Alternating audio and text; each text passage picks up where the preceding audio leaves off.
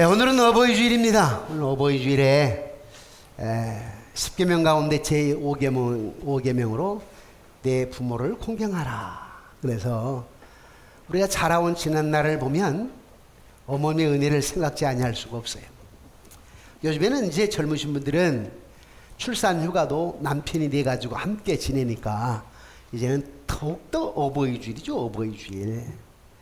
저는 양가 부모님이 다 소천하셔서 저 천국에 계십니다마는 오늘 어버이 주일이니까 어머님의 은혜지만 어버이의 은혜라고 1절만 찬양합시다. 1절만. 우리 찬양이 내가 너무 은혜스럽게 했는데 거기다 보태가지고 우리 다시 한번 또 은혜를 받읍시다. 어머니의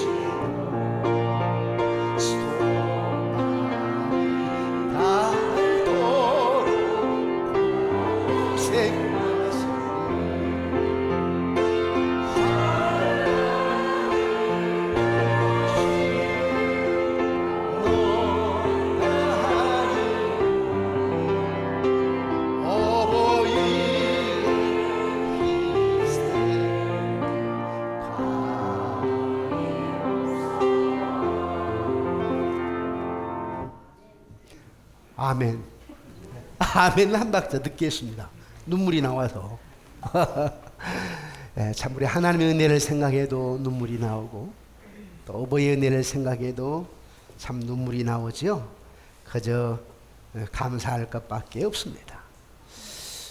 그런데 가정을 생각해 보면 사실은 건강한 가족, 행복한 가정이라고 하는 게 그리 쉽진 않아요.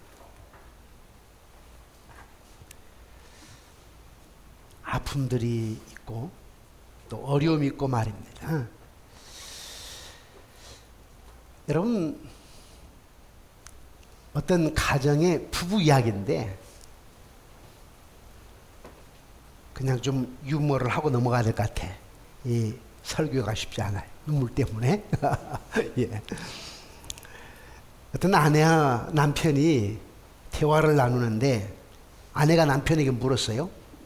자기야, 이 세상에서 누가 제일 좋아?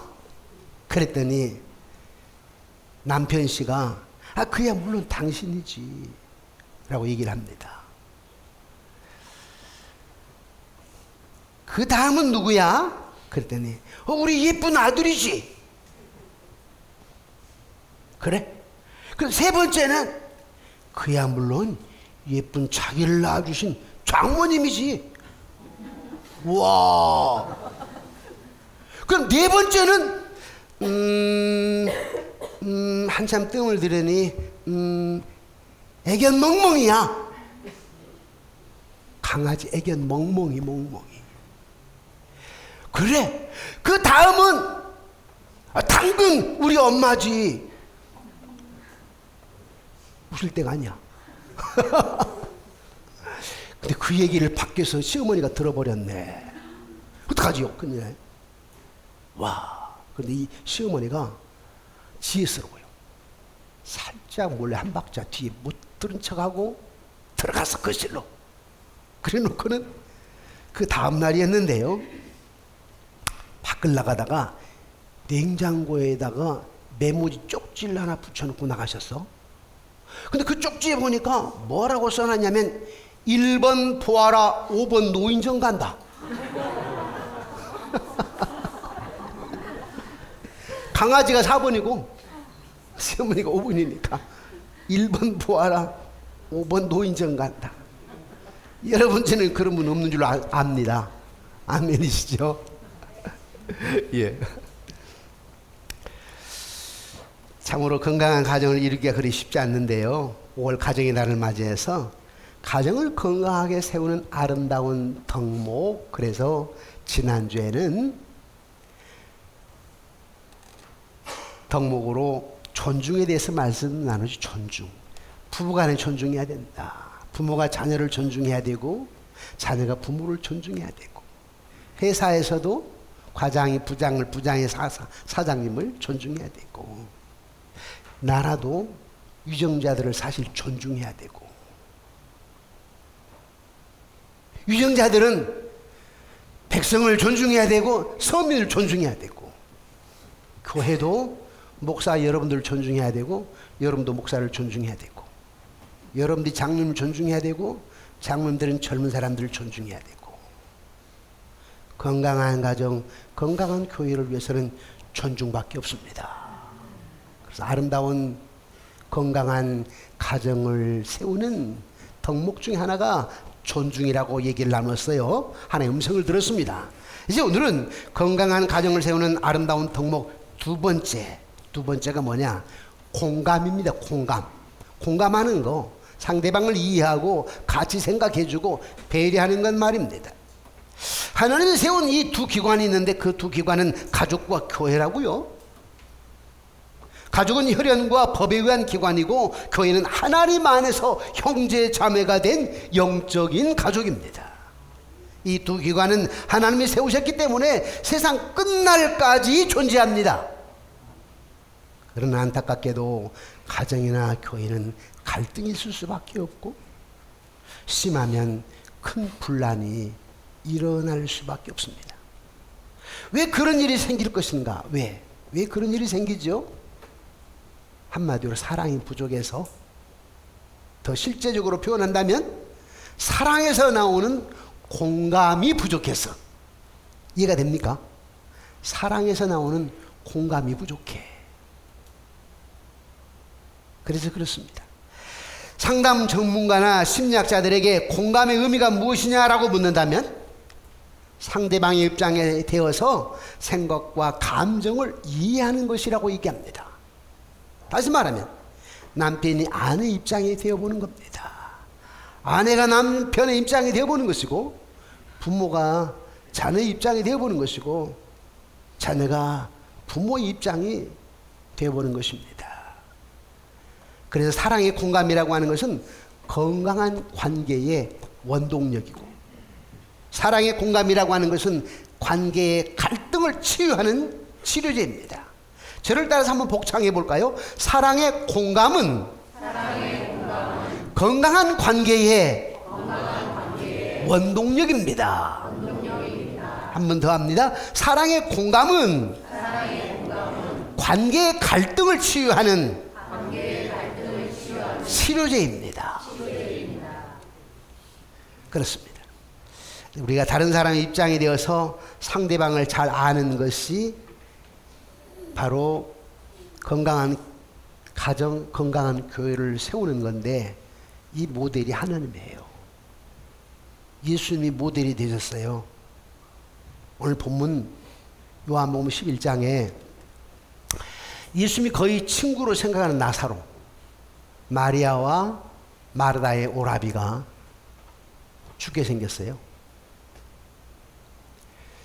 그래서 급히 전가를 보냈네요. 예수님 계시는 곳으로 사람을 보냈다고요.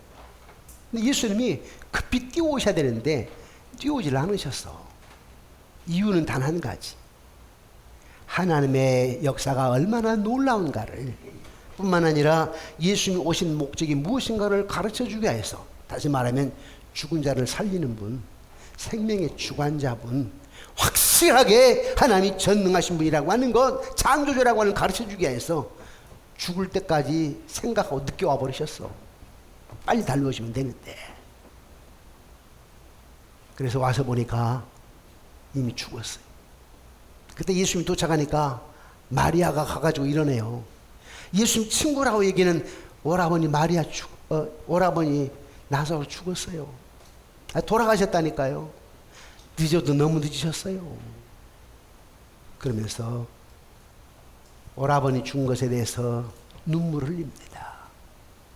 그때 함께 온 유대인들도 같이 죽습니다. 그때 예수님께서 그 모습을 보면서 불쌍히 여기시고 그리고 말씀을 하십니다. 피통해 하시면서 말씀하시기를 그를 어디에 두었느냐? 마리아가 약간 속상한 듯이 주여 와서 보옵소서. 시체라 이 말이요. 나흘이나 돼버렸어요. 썩고 냄새나요. 그러면서 우네요. 그러자 예수님도 눈물을 흘리시더라. 이게 공감이요. 마리아의 마음을 느끼는 거, 같이 애통해 하는 거, 이게 공감입니다. 하나님은 이렇게 우리가 힘들 때 함께하며 우리의 마음을 아파하십니다.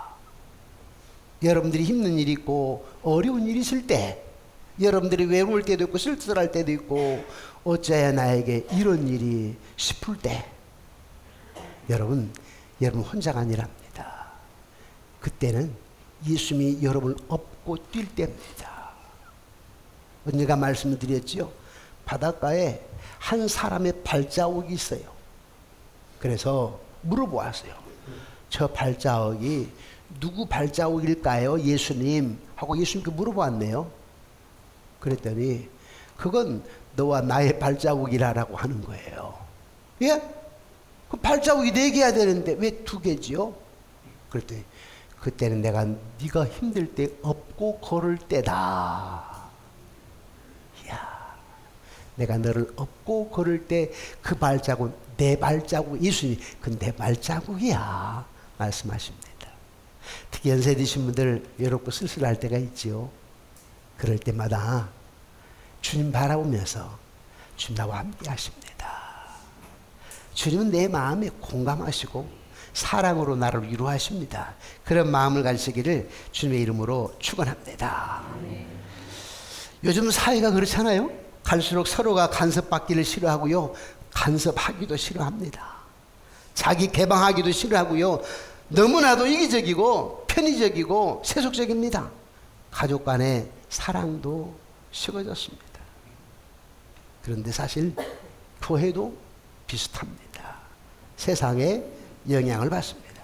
오늘의 위기는 바로 사랑이 식어졌다는 데에 문제의 심각성이 있습니다. 예수님께서 오늘 우리 교회에게 말씀하신다면 2000년 전에 제자들에게 하신 말씀 그대로 서로 사랑하라 라고 하실 것입니다. 뭐라고 말씀하신다고요? 예, 서로 사랑하라. 이렇게 할 수 있는 유일한 길은, 여러분들이 서로 사랑할 수 있는 유일한 길은 어떤 길이냐? 예수 그리스도께서 우리 가운데 일으킨 변화로 말미암을 수밖에 없습니다. 여러분의 마음을 예수님이 변화시킬 수밖에 없어요. 예수님이 아니면 안 됩니다. 세상은 이렇게 삭막해요. 이 삭막한 세상에 사랑이 식어져 가고 있습니다. 사랑이 식어져간 세상에서 사랑의 감동으로 다른 사람들을 배려하며 살 수 있는 비결은 뭐냐니까? 여러분들이 주님의 마음을 갖는 것밖에 없어요. 하나님의 능력을 도움을 하는 것밖에 없습니다. 갈수록 세상은 그럴 수밖에 없어요. 교회밖에 없습니다.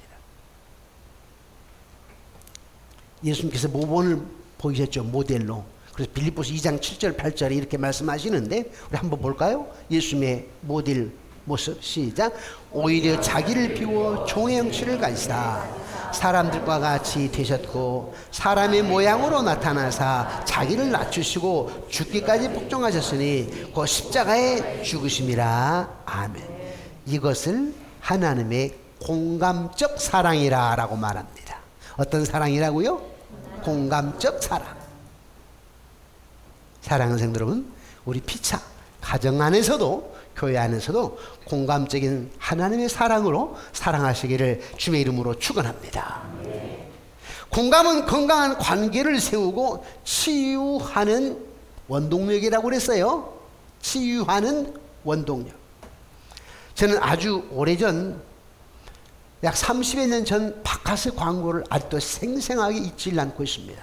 혹시 여러분 중에 30년쯤 전에 보신 분이 계실지 모르겠는데요. 내용은 이렇습니다. 이른 새벽이었어요.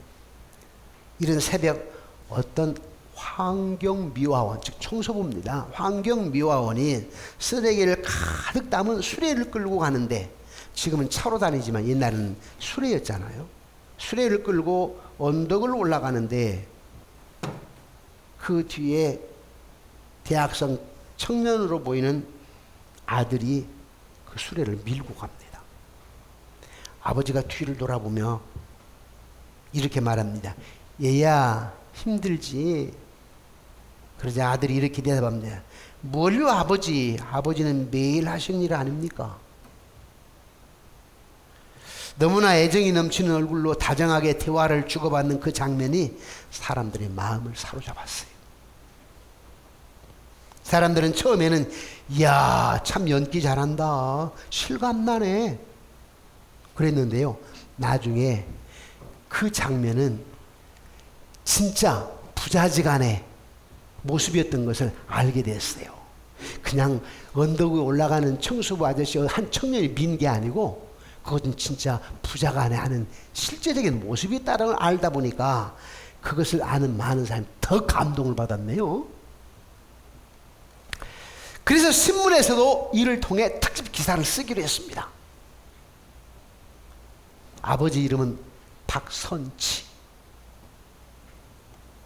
아들 이름은 박상, 강동구청 소속 환경미화원이었습니다. 그는 원래 시장에서 옷가게를 하는 사람이었는데 잘못돼가지고 가게 문을 닫고 그리고 환경미화원 일을 하게 되었습니다.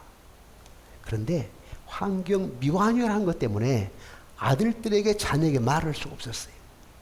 그런 아이들에게 이렇게 얘기했습니다.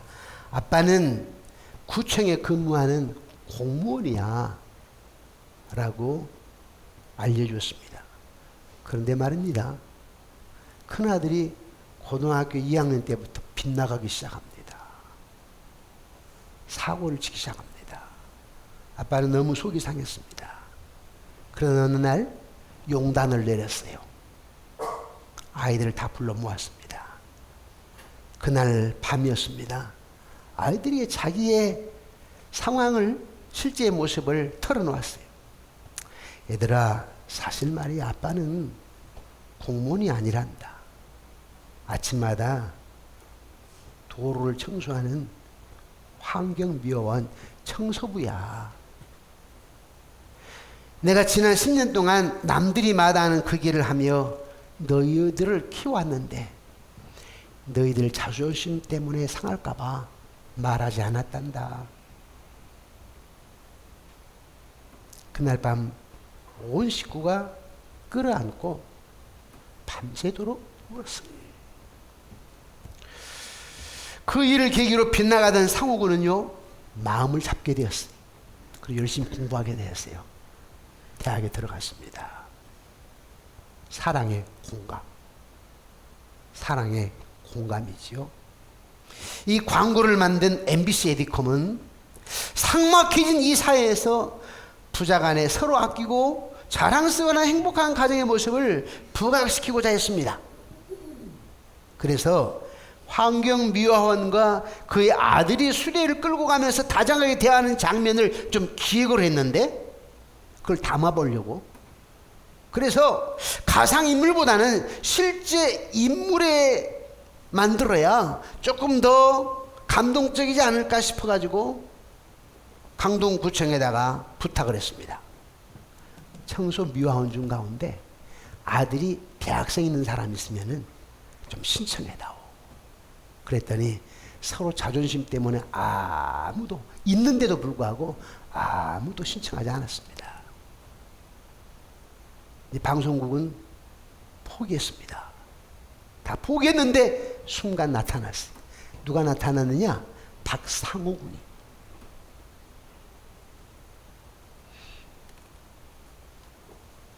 한 달 동안 넘게 지원자 없이 광고 제작을 거의 포기했는데 그때 박상호 군이 지원을 했습니다. 상호 군은 에드컴 관계자에게 이런 말을 했다고 합니다. 어려운 형편이지만 우리 가정은 어느 가정보다 행복해요. 부모님의 부지런히 일하는 모습이 나에게 감동을 주었고요. 그것이 나에게 교훈이 되었답니다. 맡은 일에 최선을 다하시고 땀 흘려 번 정직한 돈으로 저희들을 키워주신 우리 아버지를 나는 존경합니다. 길에 쓰레기를 치우는 사람이 되고 싶은 사람은 아무도 없을 거예요. 힘들고 천한 일이기 때문에 다 기피할 것입니다. 누구에게 알리기를 싫어할 겁니다. 그러나 우리 아빠는 그러질 않았습니다. 하면서 방송 관계자에게 토로를 했습니다. 그 속에서 감동이 솟아날 수 있다라고 하는 것은 분명한 사실이었습니다. 이렇게 가족 안에서 서로의 아픔과 어려움에 대한 공감을 하게 된다면 가정은 행복한 가정이 됩니다. 아멘이십니까? 제가 언젠가 한번 제 가정 이야기를 했는데요. 큰 사이 이야기입니다. 딸아이가 중국에서 공부를 하고 중의학을 공부를 하고 마쳤지요. 미국에 가서 병원 차려 돈 벌어가지고 싱가포르, 대만, 홍콩, 말레이시아 이런 데 가서 선교하기를 원했는데 신학을 하겠답니다. 신학대학원을 하겠답니다. 그래서 좀 성경을 알고 의료를 선교하겠답니다. 그래서 한국에 들어왔죠. 그래서 아세연합신학대학원에 석사과정에 들어갔어요. 3학년 졸업반이 되었는데 3년 동안 공부를 하는데요. 졸업반이 되었을 때 이렇게 얘기해요. 아빠가 25살 때까지는 남자친구를 사귀지 말라고 해서 순종을 했습니다. 이제 아빠 제가 30인데요. 남자친구를 사귀는 남자친구 몇 개월 됐는데 아빠에게 소개하고 싶어요. 데리고 오라고 그랬어요. 왔습니다. 와서 물어보는 게 첫 번째가 뭐냐면 부모님 예수 믿느냐는 겁니다. 안 믿는데요. 그래서 안 된다 그랬죠. 형제를 보냈습니다. 그리고 기도를 하는데요. 한 2달쯤 됐을 때 하나님이 저보고 너는 그러더라고. 너는 네가 신학대학원 다닐 때 니네 부모님은 믿었니? 이 말이요. 하나님 너는 이게 공감입니다. 그래서 제가 불렀어요. 지금 4일 불러서 그런데 말이야 너희 부모님 처음부터 예수 안 믿었니? 그랬더니 전에 교회를 다니셨대요. 그런데요 큰아빠가 목사님이에요. 그런데 할아버지가 준 재산을 형제들이 나누지 않고 혼자 다 인마에 포켓했다네. 자기 걸로 만들었어. 교회 다니는 동생들이 교회를 안 나가버려. 목사님이라고 오빠가 형님이 그럴 수가 있느냐 안 가버렸어. 그 교회를 안 나가신대. 그 얘기를 듣고 제가 사위에게 부탁을 했습니다. 사위 될 사람이죠. 네가 그 큰아빠에게 찾아가서 제가 신학대학원 들어왔다고 얘기를 하라. 그래서 가서 얘기를 했더니요. 안고 우시더래. 두 아들에게 그렇게 신학하기를 원했는데 하질 않았고 내 기도가 너를 통해서 응답이 되었구나 하면서 고맙다고 하시더래요. 당신이 깨달은 게 있으니까 형제들에게 전화를 해가지고 미안하다. 민영가 이렇게 왔는데 신학대학원 들어갔다는 얘기에 내 마음이 기쁨이 되었고 그러다가 생각해 보니까 너희들에게 미안하다. 그래서 다시 형제들이 교회를 가게 되었어요. 1년 후에 열심히 교회 생활을 한다는 얘기를 듣고 제가 대전에 사신 그 부모님을 불렀습니다. 목사니까 가능하지요. 불렀어요. 그래서 이만저만 하신다는 얘기를 들었는데요. 아이들 결혼하도록 합시다. 네, 본인들은 그토록 제 딸을 며느리 삼고 싶었는데 목사님이라 말은 못하고 안 믿었기 때문에 말을 못했는데 부르시니까 얼마나 감사해요. 그래서 결혼을 시켰죠. 제가 이 얘기를 왜 하냐면 공감. 하나님이 너는 여러분 상대방을 얼마나 공감하십니까? 우리는 너무 이기주의예요. 자기만을 생각을 해요. 공감할 줄 알아야 됩니다. 나도 그럴 때가 있었어. 나도 뭐 거의 비슷하지 뭐. 나는 별 볼 거 있나? 다 비슷하지 뭐. 하면서 상대방의 아픔도 실수도 부족함도 이해하고 우리는 과거에서 매달리는 것이 아니라 미래를 향하여 달려갈 수 있어야 됩니다. 과거에 얽매이면 아무것도 못해요. 현재에 얽매이면 아무것도 못합니다. 우리는 미래에 지향적이어야 됩니다. 소망 안에서, 하나님의 소망 안에서 말입니다. 교회 안에서 서로의 아픔과 어려움에 대한 공감이 있을 때 우리는 영적인 가정으로 행복할 수가 있습니다. 예수 믿는 사람이라면 세상 사람들에게 바로 이런 감동을 줄 수 있어야 됩니다. 삶 속에서 어떤 행복과 기쁨을 누리는 모습을 보여줄 수 있어야 됩니다. 우리가 공감을 잘하지 못하는 것은 상대방의 입장에 대해 그 사람을 이해하지 못하기 때문이지요. 자기 입장에서 자기 감정이 더 중요하고 자기 생각이 더 중요하게 여기기 때문에 공감하지 않기 때문에 행복할 수가 없어요. 가정도 역시 마찬가지고 교회도 역시 마찬가지입니다. 그래서 가족 안에서 부모가 자녀를 향해서 또는 부부가 서로를 향해서 지적하고 판단하고 책망하는 잔소리가 늘어나는 것은 상처만 될 뿐 서로 입장에서 이해해 주는 것이 바로 공감하게 되는 것입니다. 가족을 세우는 공감은 하나님의 능력으로만 가능합니다. 그냥은 안 돼요. 우리는 성령의 능력 받아서 성령의 충만 받아서 이걸 사모하는데 성령의 충만 받아서 뭐 하자는 거예요? 성령의 능력 받아서 뭐 하자는 거예요? 무슨 예언을 하고 무슨 꼭 점쟁이처럼 뭐 앞뒤를 말해주고? 아니에요. 성령의 능력 받아서 사랑하는 거예요.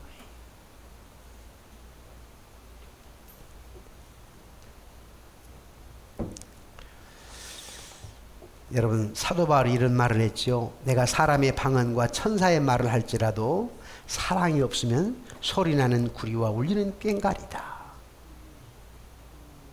여러분, 여기서 보면 천사의 말을 한다 할지라도 사랑이 없으면 아무것도 아니래요. 천사의 말은 무슨 말이냐면 그 당시에 수도사요, 신학자요, 설교자 가운데 한 사람인 클레르보의 베르나르가 있었는데 그 한마디의 웅변 때문에 수천 명의 십자군이 죽음의 원정길로 올랐어요. 아무나 십자군 죽음의 원정길이야 못 오르잖아요. 그런데 너무나 웅변을 잘했어. 그 웅변에 의해 가지고 십자군 원정대에 다 사람들이 지원하는 거예요.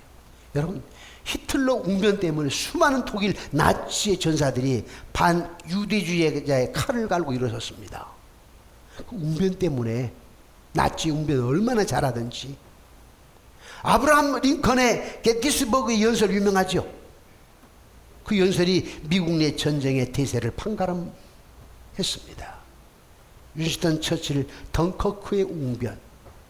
영국 국민과 세계의 자유인들은 시리와 좌절을 디디고 일어섰어요.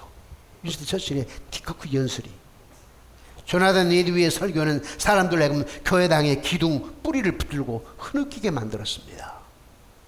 여러분, 웅변의 힘이 얼마나 강력한지. 그런데 이 성경은 천사의 말을 할지라도 그렇게 웅변한다 할지라도 사랑이 없으면 아무것도 아니래요. 이 정 목사가 사랑이 없으면 아무리 원어적을 가지고 연구해가지고 설교를 쩍쩍해도 아무것도 아니래요. 아프리카 대륙을 복음한 것은 리빙스톤의 웅변이 아니라 리빙스톤의 무엇이었을까요? 사랑. 우리가 주님 앞으로 온 것은 그분이 많은 말씀을 논리적으로 철학적으로 주셨기 때문이 아니라 십자가의 사랑 때문입니다. 아멘이십니까? 십자가의 사랑. 오히려 십자가를 향해 걸어가신 그 침묵의 행진, 골고다에서 나타난 사랑의 확증 때문이었죠. 제자여 친구인 나사로의 무덤 앞에서 거짓없는 눈물을 흘리시는 예수님을 보고 유대인들은 외쳤습니다. 보라, 그를 어떻게 사랑하셨는가? 나사로를 어떻게 사랑하셨는가? 예수님의 사랑을 보라는 거예요. 말씀을 맺겠습니다. 가정이나 교회나 갈등이 많고 심하면 큰 분란이 일어나는 것인데 다 무엇 때문이라고요? 사랑이 부족 때문이라. 사랑에서 나오는 공감이 부족하기 때문이라. 공감은 다른 사람의 감정에 자기도 그렇게 느끼는 것이라고 그랬죠. 사랑의 공감은 건강한 관계의 원동력이라고 그랬죠. 사랑의 공감은 관계의 갈등을 치유하는 치료제라고 말씀했습니다. 가족을 세우는 공감은 하나님의 능력으로 가능합니다. 그런데 공감을 타고난 사람은 없습니다. 공감을 타고난 사람은 없어요. 사랑의 공감을 나타낼 수 있는 사람은 중보 기도로만 가능합니다. 뭘로만 가능하다고요? 기도로만 가능합니다. 한마디로 말하면 하나님의 능력으로만 가능합니다. 그래서 와 여러분들은 기도하고 말씀을 늘 사모한다면 무엇이 나타나느냐면 사랑의 공감이 나타나야 됩니다. 아멘이십니까? 네. 사랑의 공감. 사랑하는 여러분, 예수님의 삶에서 보여준 슬퍼한 자와 함께 우는 모습을 배워서 행복한 가정, 행복한 교회를 만들어가는 여러분들이 되시기를 주의 이름으로 축원합니다.